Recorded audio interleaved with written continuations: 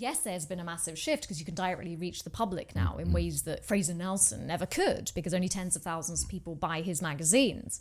But in a way, what the shift onto social media has demonstrated is that what we already knew about the connection between power and journalism and power and information. So a good example of that, who's the owner? You could unpack that a bit. Who's the owner of The Spectator now?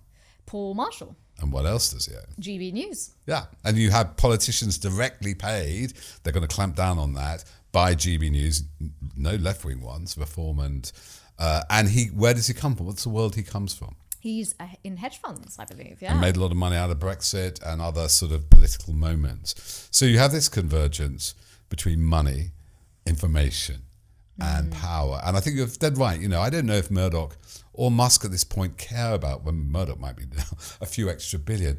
They want to be heard. I remember I actually, Rupert Murdoch came on Twitter briefly in 2013 for about a year or 6 months.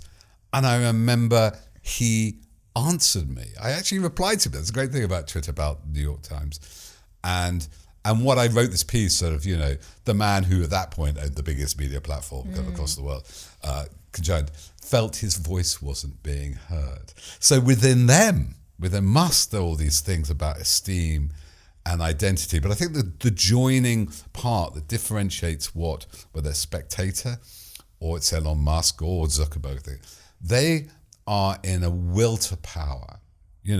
Their whole thing, they're businessmen. Murdoch's more a businessman than a journalist. He does respect journalism in some ways.